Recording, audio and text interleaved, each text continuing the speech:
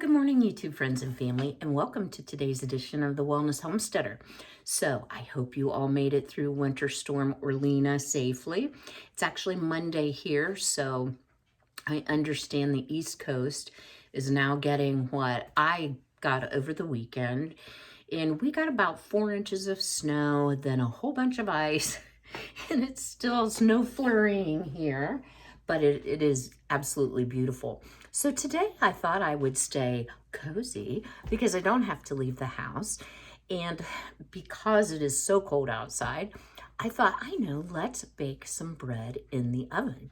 So I am going to bring you a banana blueberry bread. So stay tuned. All right, well, let's get started. So I neglected, sadly, these 3 bananas.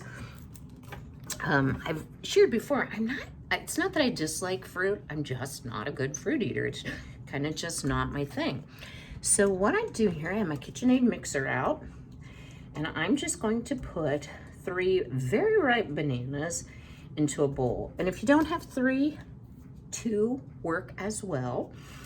And another thing that I was doing while it was snowing kitties and puppies, I kind of took a look in my freezer, and I had forgotten about a great big bag of beautiful frozen blueberries that I had gotten like 2 months ago from the food pantry. So I thought, what a perfect use, we'll put it together. And I have made this bread before. It's a delicious moist bread. It does make a pretty big loaf. So bear that in mind as you choose your pan.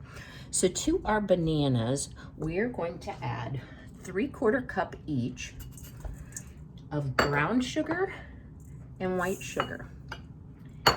And let me stick my paddle on here before the bowl gets too full. And I am using the paddle attachment, not the whisk. And then to that, you want to add, all of a sudden I can't remember how much, 3/4 teaspoon of salt, 1 egg, and then here I have a 1/2 cup of milk mixed with a 1/4 cup of oil. I just put it all in 1 cup. So how about that? I've gotten everything out this time for like the first time ever. All right. So I'm just going to raise my mixer bowl. I'm going to cream this together and I will bring you right back. Okay, well, our mixture is well combined. There's still a few chunks of bananas, but I don't mind that in the bread. So to that, what you want to do is mix together your dry ingredients. So it's 1 3/4 cup of all-purpose flour, 1/2 teaspoon of baking soda, and 1 1/2 teaspoons of baking powder. And I will put the recipe in the description box. So I'm just going to add this just a little bit at a time until it's well combined. And then once it's kind of come together, I will pull it off the mixer so that I'm not overbeating it. You don't want to end up with a tough bread. This bread is a nice one to make if you're out of yeast or you don't happen to have bread flour on hand. It is a sweet bread, obviously, but it's so moist and so delicious. And if you like using your oven to kind of warm up your house, that aspect is nice as well. We're just gonna let that combine for just a moment. So it's here, February 1st, so we're officially through No Spend January.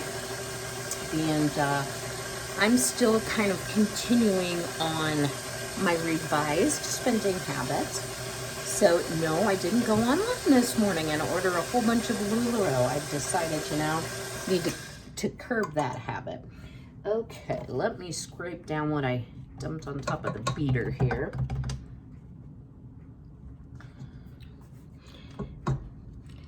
Yeah, it looks good. So how have you all kept busy and entertained during this winter weather if you're thus affected?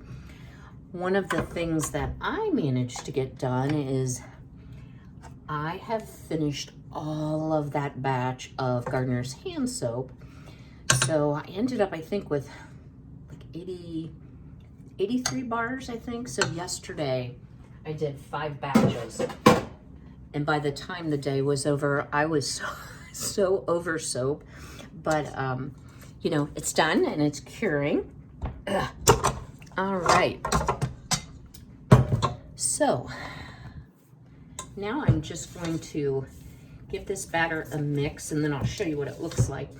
You know, having the large 7-quart mixer bowl, it's not quite as efficient at getting all the ingredients incorporated in if you have a smaller batch of batter, but doesn't that look yum? Now, the next thing I'm going to do is I'm going to fold in the blueberries, and I don't want them all smooshed. So I'm using frozen. If you have access to fresh, that would probably be even better. But since I don't, we're going to use the frozen ones I have on hand. And then I'm going to use my Danish whisk. Several of you have asked about this. This is just such a nifty little tool. And I used about a cup and a half to 2 cups of blueberries. I'm a little worried the volume might be too great for the bread pan I chose, but we're gonna see here. All right, so there you go. Doesn't that look yum? So let me pause you for just a moment. I'm gonna take you over to the prep area. We're gonna get our batter in the bowl, and I'll show you how to make a beautiful top. So stay tuned. Okay, so over here at the oven area, I've just sprayed a 9-inch, this is a stoneware baking pan I got at the thrift store for $1 quite some time back. And I like it because it's a little bit deeper. And I'm just going to put all this delicious, oh, it smells really good. It smells really banana-y. And like I said, I really enjoy fruit, but I'm just not good about eating it. Probably because I hate going to the grocery store. Oh, goodness, goodness, goodness. You know, that does have its advantages when you don't like going to the grocery store. It does help you with your pantry. And I was watching the news this morning, which is not something I like to read my news versus watch it. But I did watch the news because of the roads and Mom's caregiver being back today. I wanted to make sure that it wasn't going to be an issue for her to get there, where I would need to fill in for the day, and it wasn't. But anyway, I was hearing that there is still thought to be some new strain of virus that we are going to have to deal with. So, excuse me, always have to dump some on the stove. So here you go. Isn't that gorgeous? Yum. So what I like to do on the top is use, and I've shared this with you before, this is just great value, sanding sugar, but put a pretty heavy coating of sanding sugar on top. And then as it bakes, it will get this delicious, crispy, crunchy top that is full of sugary goodness, right? Who doesn't enjoy that? And it does not work with regular sugar. You do need to use the sanding sugar because it's quite a bit coarser. And it'll be pretty and sparkly and glistening. So it's going to go into a 350 oven. The recipe that I'm using, and I think I actually got this from the Needy Homesteader, so it is not a Kim original recipe. It says an hour. My oven, and I have it on convect, but my oven being slow, I'll bring you back and let you know how long it takes to actually bake this. So I also want to share, sadly, I'll have to take y'all over here. So I had a disaster. Oh, do I know how to do this backwards? So you see all of those fragrance oils on the floor. Yes. My center cabinet here, which is full of fragrance and essential oils for my soaping, I heard this huge crash yesterday. And what I immediately did was yell, "Frankie!" Because poor baby, I thought it was him knocking something over, and it wasn't. It was like 50 bottles of fragrance oil went spilling out all over the floor, and 2 of them actually broke.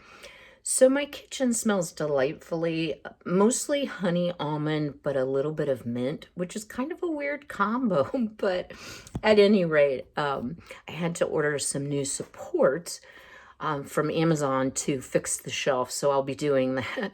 Hopefully today it's supposed to arrive. So stay tuned. I'll bring you back to show you our final baked bread. Well, it actually took about an hour and 15 minutes in my oven. So let me just share a little bit about my oven, because I've always said my oven is slow. It's kind of been a family joke. Every major holiday where I had a whole bunch of people coming, I would have an appliance failure. One year it was the refrigerator, one year it was the range. So the year the range went, it was right before Thanksgiving. So I chose to get a very, very large oven because at that time I was doing a lot of cooking for family. So my dad was, still living, and I thought, wouldn't it be great to have a great big oven? Well, I have to say, I love Whirlpool appliances, but I have not been super impressed with this oven. It does not cook very evenly, and I'm going to show you the bread. It's beautiful, but it's not magazine worthy. So it's very hot, so let me show you what it looks like here. So if you can see, the back rose a lot more than the front, and it kind of has a little oop right there where the sugary crust came up above, but I'm sure it will taste absolutely fine. So just a couple updates for you. Stay tuned this month. I know it's no longer No Spin January, but I will be bringing you some Mayberry memories.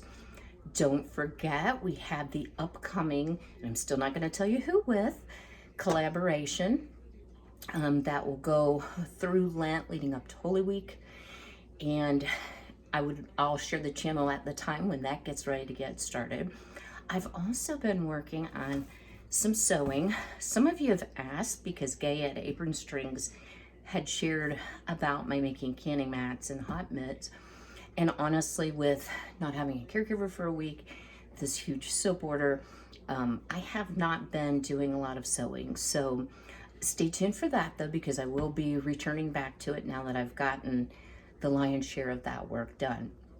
So if you're still dealing with the winter storm aftermath, I hope you are safe. I hope you are well. I hope you are blessed. And I'll see you later this week. Take care.